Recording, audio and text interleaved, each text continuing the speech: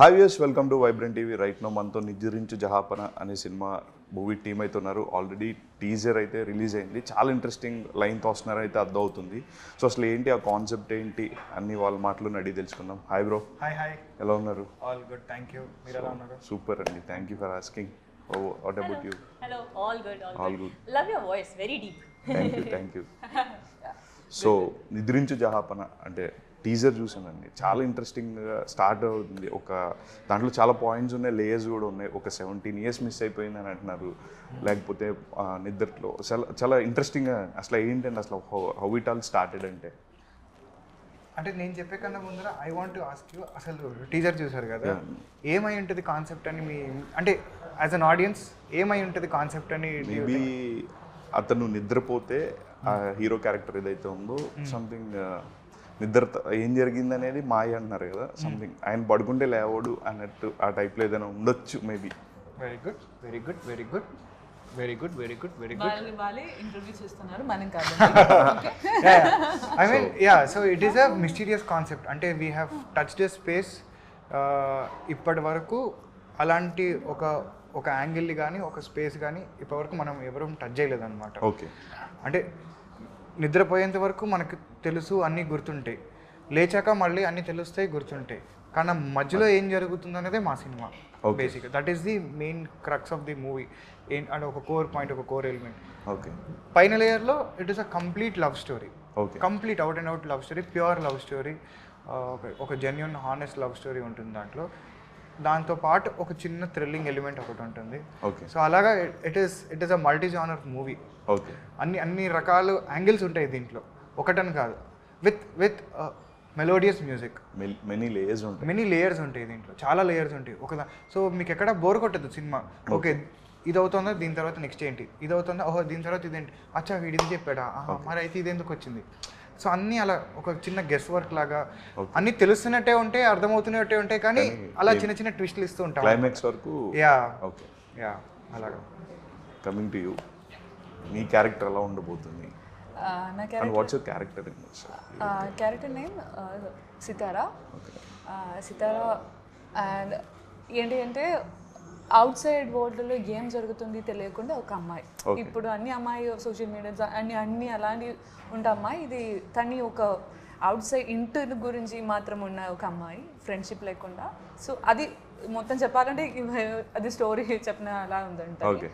So అలాంటి ఒక type character వచ్చింది. సో నేను అనుకుని ఇప్పటి వరకు అలాంటి ఏదైనా మూవీ ఉంటుందా లేదా అని సితారా అని ఒక మూవీలో సితారా క్యారెక్టర్కి ఒక లైక్ ఇలాంటి ఉంటుంది. సో అలాంటి ఒక క్యారెక్టర్ ఈ టైంలో దొరకడం అంటే ఇట్స్ ఓకే, ఎందుకంటే అందరూ హీరోయిన్స్ లైక్ డ్యాన్స్ అది అని ఉంటుంది. బట్ అలాంటి ఒక విలేజ్ గర్ల్ టైప్ క్యారెక్టర్ దొరుకుతుందంటే ఇట్స్ ఐ థింక్ ఈ టైంలో పెర్ఫార్మెన్స్కి ఎక్కువ స్కోప్ ఉంది. ఎక్కువ అంటే చాలా ఎక్కువ ఉంటుంది, ఎందుకంటే కొంచెం సీన్ అయినా కూడా బట్ ఎక్కువ ఉంటుంది చేయడానికి, హార్డ్ వర్క్ చేయడానికి ఉంది. సో దాని కాబట్టి నేను ఓకే చేశాను అండ్ చేసింది అని అనుకున్నా.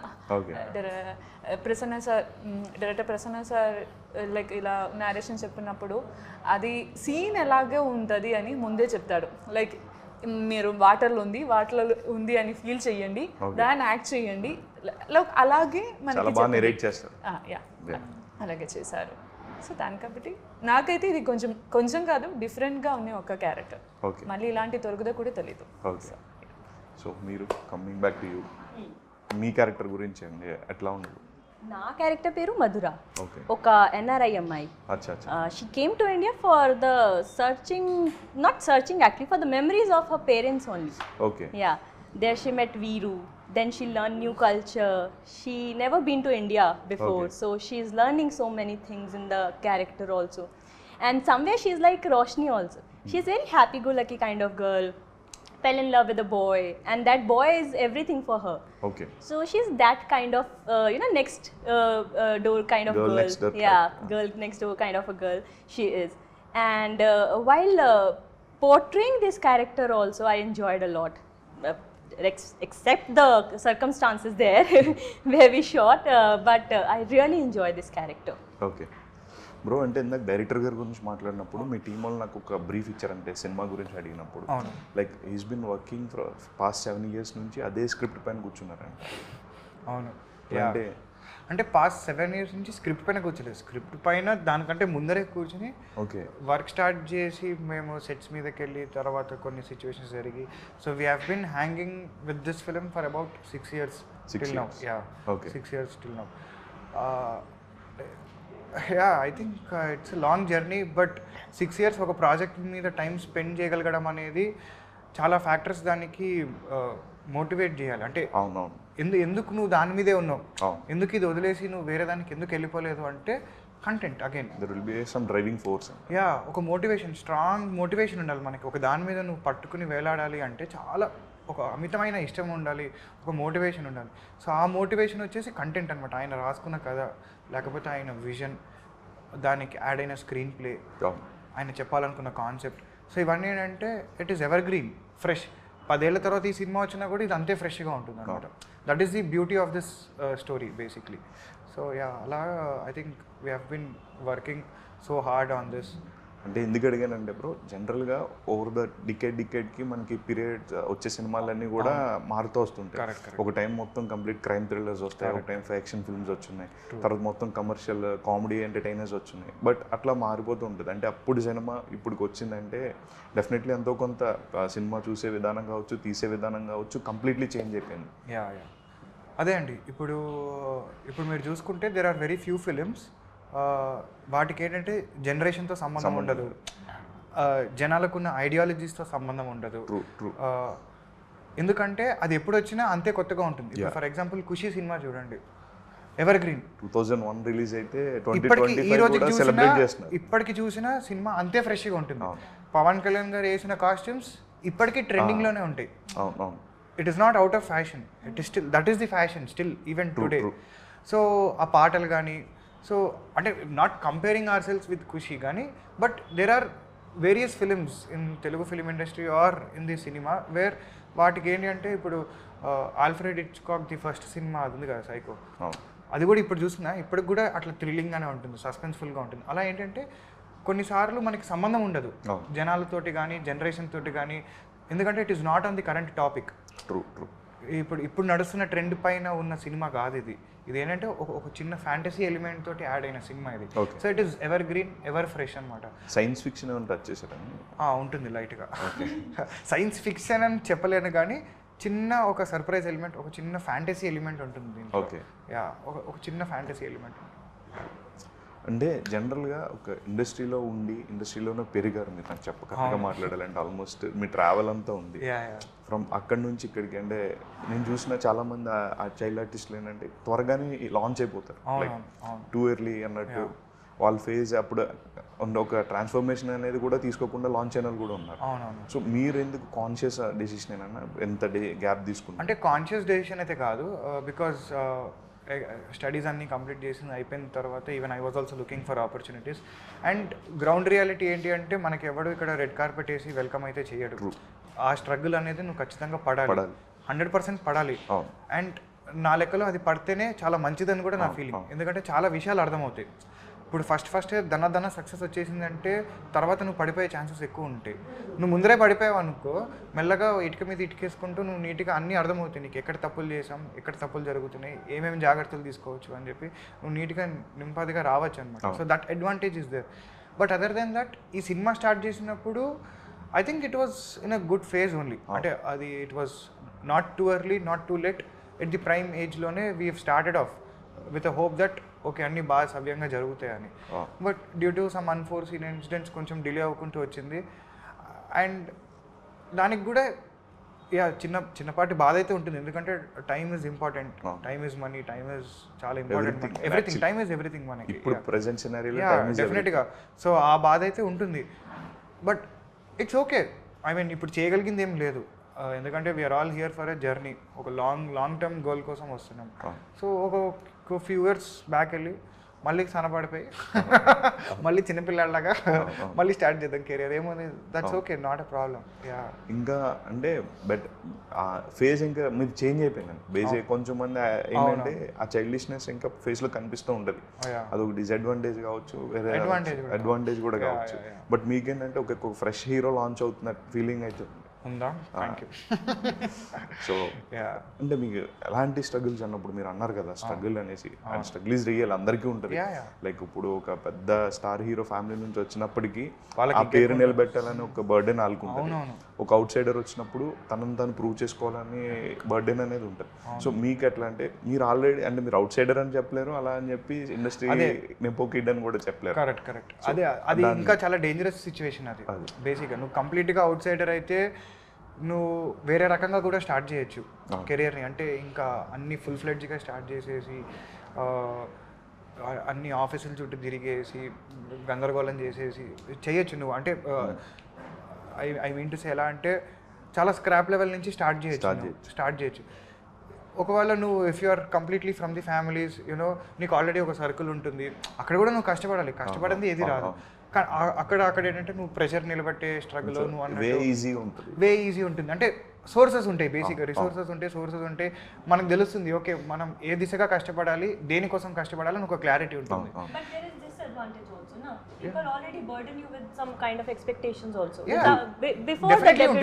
డెఫినెట్లీ ఉంటుంది ఆ ప్రెషర్. వాళ్ళకి చాలా హెవీ ప్రెషర్ ఉంటుంది అందులో.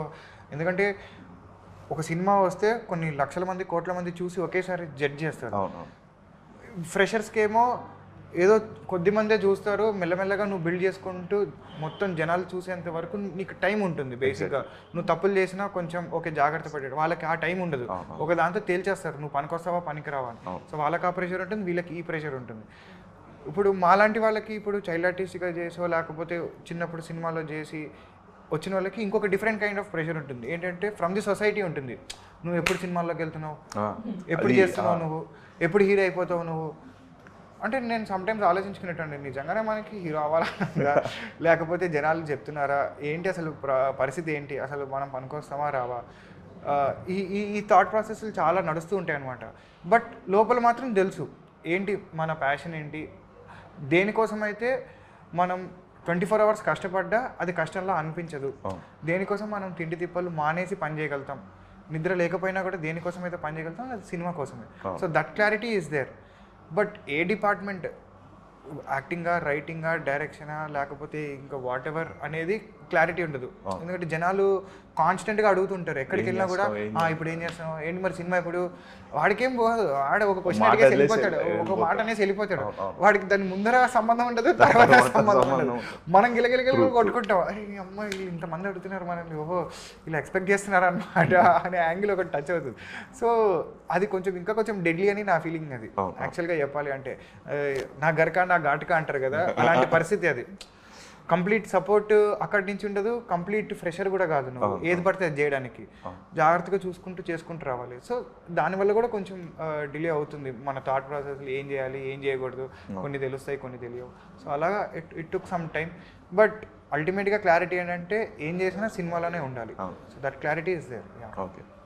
సో మీకు ఎలా అనిపించిందండి ఈ జర్నీ? ఆల్మోస్ట్ ఒక 6 years నుంచి మీరు కూడా ఉన్నారు.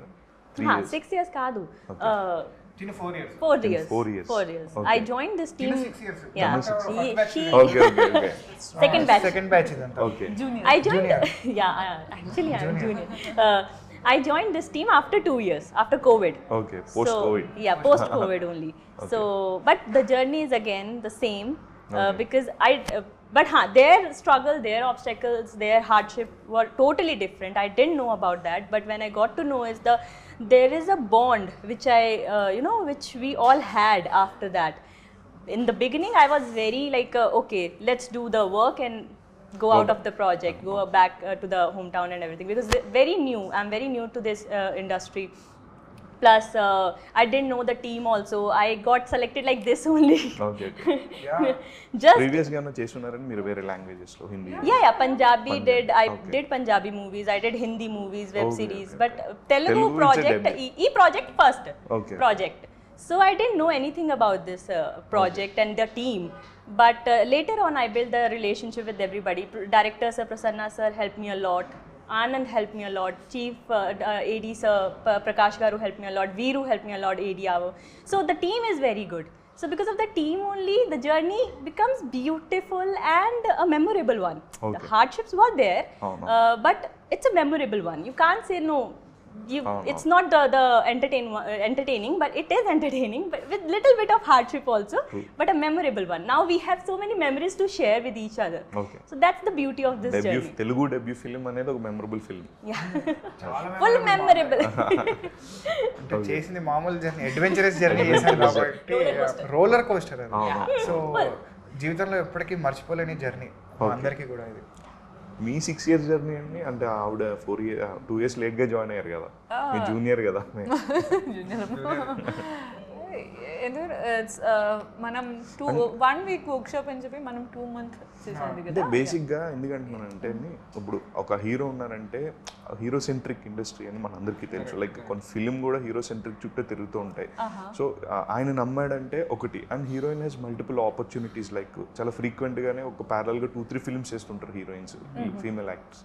సో ఆ టైం మీరు ఒక 6 years ఒక ప్రాజెక్ట్ని హోల్డ్ చేసి పట్టుకున్నారంటే, బట్ అంటే ఇన్ బిట్వీన్ చేసినా కూడా చేశాను. బట్ అది నాకు ఒక లైక్ నేను 6 years దాంట్లో ఉంటాను అలాగే ఏం లేదు. అదే ట్రావెల్ అవుతూ వేరే వర్క్ కూడా చేశాను. ఇప్పుడు వాళ్ళకి ఇప్పుడు డేట్ కావాలంటే నేను వస్తాను. దాని అది ఒక అదృష్టం అని చెప్తాను. లైక్ ఆ డేట్ ఈ డేట్ ఏదైనా కూడా దొరుకుతాయి. So I'm happy with work again.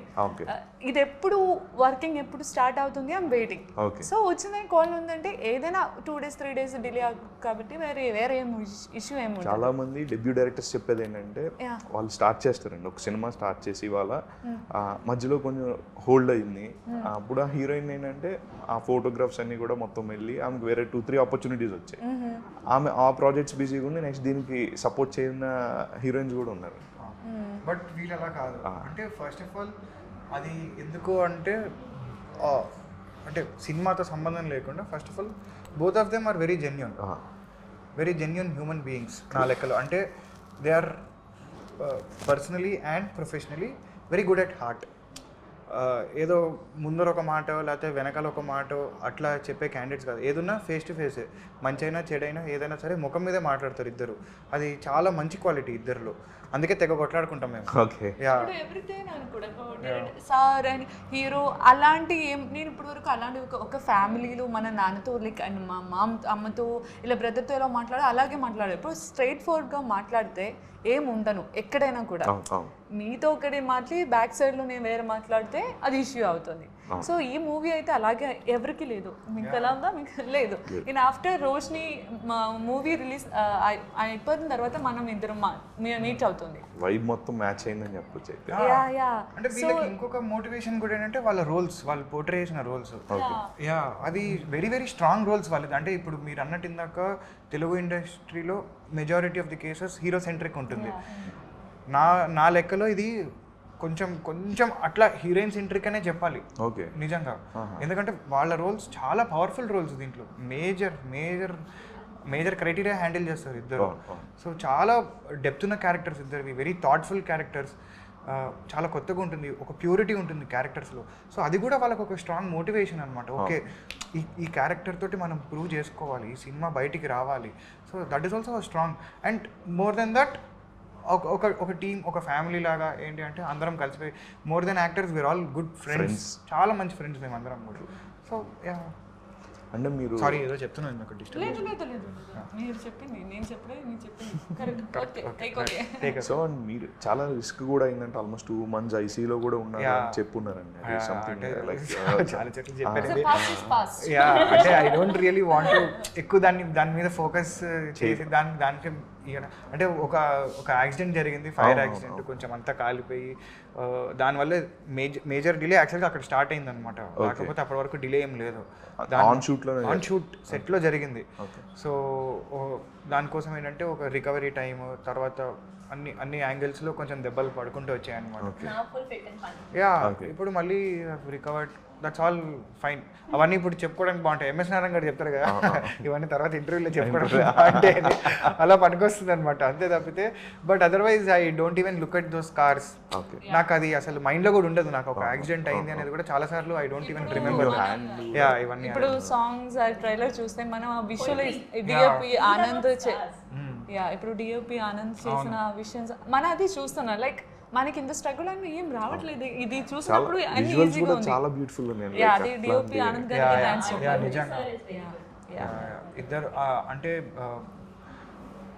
Most unfavourable కండిషన్స్లో షూట్ చేసాం మేము. మోస్ట్ అన్ఫేవరబుల్ నా లెక్కలో ఏంటంటే ఒక కెమెరామ్యాన్కి అది ఇంకా అసలు అది డిజాస్టర్ అనమాట వాళ్ళ లెక్కలో. అది ఆ లైటింగ్ కానీ, ఎందుకంటే harsh light, mid summer, April May, beach దగ్గర మామూలు మనుషులే కళ్ళు తెరిచి మాట్లాడలేరు అక్కడ. అలాంటిది అసలు ఒక ఎండలో, ఒక పిచ్చి సమ్మర్లో మొత్తం బర్న్ అయిపోతూ ఉంటుంది, మొక్కల మీద షాడోలు, ఇట్లా మేమేమో నల్లగా అయిపోయి చెమటలు కారిపోతూ ఉంటాయి, మేము క్యారవాన్ లేకుండా షూట్ చేసాం. సో వాళ్ళకి ఏంటంటే అసలు మోస్ట్ అన్ఫేవరబుల్ కండిషన్స్లో షూట్ చేశారు. But still we have brought a very good output. Yeah. The best part of the team, the DOP also, sir. Like Yeah, Anand sir, he never get irritated. Not even on a single point. పాపం ఇప్పుడు అది కావాలంటే very చేస్తారు. Like మనకి ఒక support ఇస్తున్నారు. So మనకి irritate even not DOP గారు Director sir also, Prasanna sir also like this only. ఏం చేస్తారు అరే ఇప్పుడు వరకు చెప్పలేదు, ఓకేనా ఇలాగే చేస్తే ఎలా ఉంటుంది. సో మనకి ఒక కంఫర్టబుల్ ఓకే వాళ్ళు రిక్వెస్ట్ చేస్తున్నారు మనకి. ఇప్పుడు మీతో నేను కొంచెం స్ట్రైట్ హార్డ్ మాట్లాడితే మీరు కూడా నాతో అదే మాట్లాడతారు. But he also request like ఇది చేస్తే ఈ క్యారెక్టర్ ఇలా వాళ్ళు యాక్ట్ చేస్తూ చూపించారు. So it's better. ఇక్కడ అందరికీ అందరి ప్రాబ్లమ్స్ తెలుసు. అందరం ఏంటి అంటే కామన్ గోల్, ఓకే మనందరికీ ఈ సినిమా కావాలి. సో ఏంటంటే ఓకే నువ్వు అందరం అన్ని పనులు పంచుకుందాం, నువ్వు ఇది చేయి నేను ఇది చేయి, ఓకే అందరం ఒక టీం లాగానే. సో ఎక్కడ కొట్లాటలు కానీ గొడవలు కానీ ఈగోస్ కానీ ఏం లేవు మాకు ఆన్ ఎనీ డే, ఎప్పుడు లేవు. షార్ట్ కట్ చేస్తే ఫైటింగ్ స్టార్ట్ అవుతుంది. అది వేరే, ఆ కథ వేరే. We set on step no, we step on set no. Anand character Roshini into characters. True character. Super professional people. So Anup Rubens garu అండి మీ సినిమాకి బిగ్గెస్ట్ అసెట్ అని చెప్పొచ్చు. లైక్ మూవీస్ అన్ని కూడా ఎన్ని మంచి లవ్ సాంగ్స్ కావచ్చు, ఎమోషనల్ సాంగ్స్ కావచ్చు చాలా ఇచ్చున్నారు. అలాంటి లవ్ సాంగ్స్ ఉన్నాయి. సో ఆయన గురించి చెప్పండి. యా డెఫినెట్లీ, అంటే సింగిల్ వర్డ్లో చెప్పాలంటే he is the soul of this movie. Ya మా స్టోరీ, స్క్రీన్ ప్లే, కథా బ్రెయిన్ అయితే, హార్ట్ అండ్ బ్రెయిన్ అయితే he is the soul of the movie. ఎందుకంటే ఆయన ఇచ్చిన పాటలు కానీ, ఆయన కొట్టిన బ్యాక్గ్రౌండ్ స్కోర్ కానీ one of the best in the recent times. इनको कैसे बोलेंगे, जैसे उनका खुद का प्रोजेक्ट है ना ये अनूप सर का, तो इस प्रोजेक्ट के लिए उन्होंने जो म्यूजिक बनाया है वो बाकी प्रोजेक्ट से ज़्यादा वो करके बनाया है. అంటే ఆయన కూడా ఏంటంటే చాలా పర్సనల్గా ఇన్వాల్వ్ అయ్యి చేసిన సబ్జెక్ట్ అనమాట ఇది. ఆయనకు కూడా కథ నచ్చినప్పుడు ఆయనకు కూడా ఓకే ఇది ఏదో చాలా కొత్తగా ఉంది పాయింట్, దీన్ని మంచిగా ఎలివేట్ చేయొచ్చు. ఆయన కూడా ఏంటి అంటే ఆయన హార్ట్ అండ్ సోల్ పెట్టి చేశారనమాట. సో మీరు చూసుకుంటే కనుక ఆయన ఉన్న అన్ని ఆల్బమ్స్లో దిస్ విల్ స్టాండ్ అవుట్. మా సినిమా అని కాదు, బట్ ఇన్ జనరల్గా కూడా మీరు చూసుకుంటే this will stand out as an album. ఎందుకంటే మూడిటికి కూడా చాలా గొప్ప సాంగ్స్ ఇచ్చారు ఆయన, very beautiful, very melodious songs. And ఇంకా అసలు బ్యాక్గ్రౌండ్స్ కూడా అయితే చెప్పక్కర్లేదు, వెళ్ళి గుండెలనే అలా గుచ్చుకుంటుంది అనమాట, ఒక్కొక్కరికి గుచ్చుకుంటుంది అంతే. యా సో డెఫినెట్లీ 14th మీ సినిమా రిలీజ్ అవ్వాలి. అండ్ అందరికీ మీరు ఇన్ని సంవత్సరాల స్ట్రగుల్ అంతా ఒక్క రిలీజ్తో మీకు మంచి రిలీఫ్ రావాలి. And at the same time మంచి క్యారెక్టర్స్ చేయండి. అందరూ all the very best. Thank you so much. Nice talking. Thank you so much. Nidrinche Jahapana Feb 14 థియేటర్కల్లో రిలీజ్ అవుతుంది. మీ అందరూ థియేటర్కి వెళ్ళి చూడండి. మీకు నచ్చితే ఒక 3-4 చెప్పండి. It will help to that film. So all the very best to entire team of Nidrinche జహాపన.